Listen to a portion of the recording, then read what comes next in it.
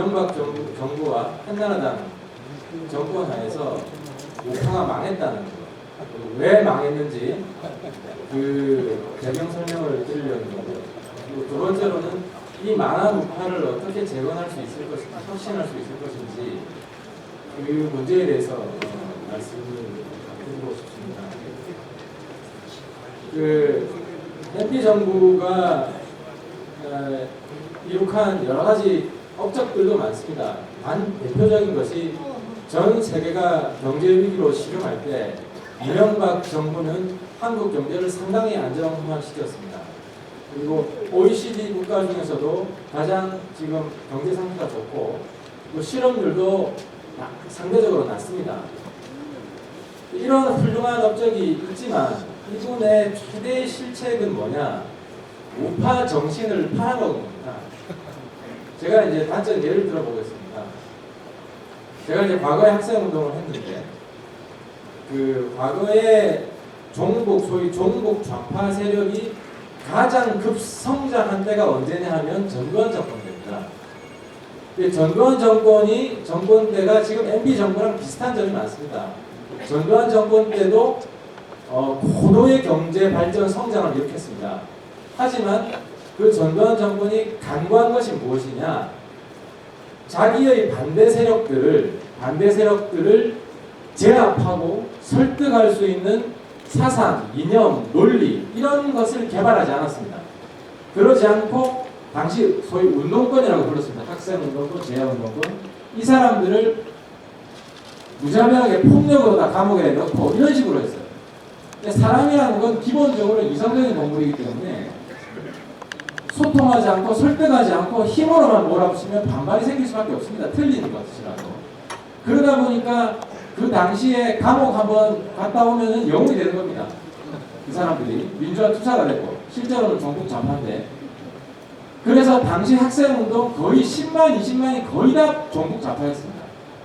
이 종북 좌파들이 역설적이지만 김대중 노무현 정권 때 많이 약화됐습니다. 왜 약화됐냐면 예를 들어서 노무현 정권 때 이라크 전쟁 파병을 했습니다.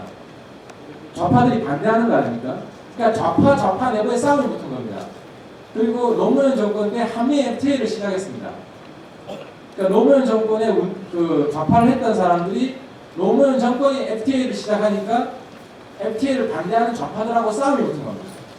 그러다 보니까 종북 좌파들이 굉장히 약화됐습니다. 노무현 정권 지나면서. 그런데 이 정권 때 초입에 무슨 일이 발생했습니까? 광우병 아닙니까? 광우병 때 다시 좌파들이 들고 일어났습니다. 이 문제에 대해서 대통령이 자기의 대통령직을 걸고 그 괴담, 허위, 거짓 선동에 정면에서 싸웠어야 됐습니다.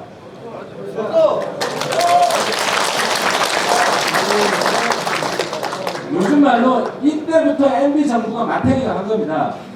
MB 정부가 당시에 뭘 했냐면 청와대 뒷산에 올라가서 운동권들이 부르는 아침 이슬 노래를 불렀다는 건 아닙니까?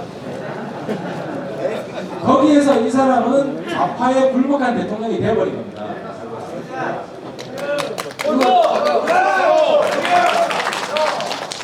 이번 FTA도 마찬가지입니다. 한미 FTA에 온갖 거짓 괴담 선동들이 난무하고 있을 때 대통령은 청와대에 있다가 고작 한다는 게 국회의원 몇 사람 만나고 들어갔습니다. 대통령이라면 이런 상황에서는 대한민국의 국운이 달린 문제인데 국민들하고 소통을 했어야 됐습니다. 적어도 KBS, MBC 나와서 국민들의 질문을 받고 거기에 한미 FTA는 이래서 반드시 해야 된다는 이야기를 대통령이 국민들하고 직접 소통해야 했습니다.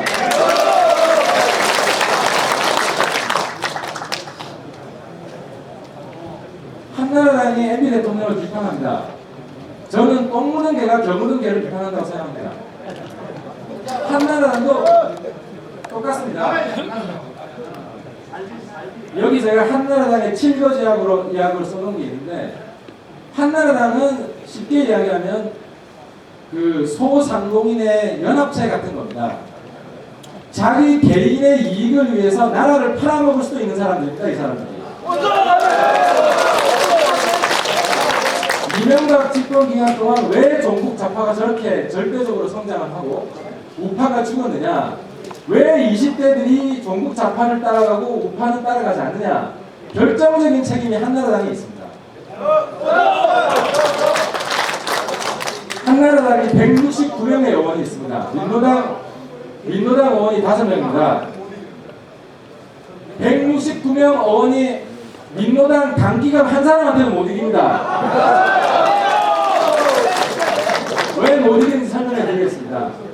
민노당 5명 의원은 예를 들어서 한미 FTA가 있으면 이 5명 의원이 똘똘 뭉쳐서 한미 FTA 반대에 앞장섭니다.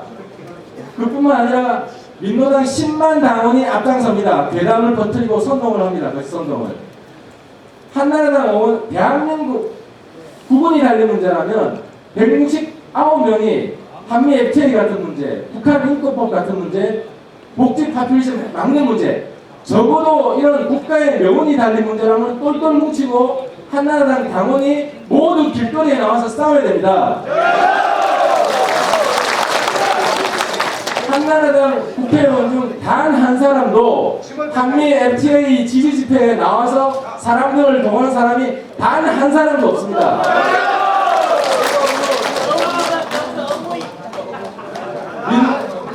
어르신들 지역에 내려가 보시면 지역의 민노당 당원들, 민주당 당원들은 교육을 합니다. 당원 교육을 합니다. 한미 FTA를 어떻게 반대할 것인가 교양을 합니다. 한나라당 당원들은 아무런 교육을 하지 않습니다. 아무런 정책이 없습니다. 그래서 제가 이명박 대통령은 우파 종결 대통령이라고 부릅니다. 한나라당은 우파 종결당이고 우파 불임정당인 겁니다. 대통령 공격을 자꾸 내려 그래. 그래서 어르신들 하나만 당부드리겠습니다. 선거 때만 되면 여당은 미워도 다시 한번 외칩니다. 미워도 다시 한번 한나라당 찍어달라고 합니다. 하지만 지금 한나라당으로 가서는 대선에서 이길 수가 없습니다. 좌파들은 경쟁하면서 연합합니다. 우파들도 경쟁하면서 연합하는 걸 배워야 됩니다. 지금 보수신당이 나옵니다. 보수신당도 키워주셔야 됩니다. 보수끼리 경쟁하고 보수 중에 더 잘난 놈으로 단련을 시켜야 우파가 대선에서 이길 수가 있습니다.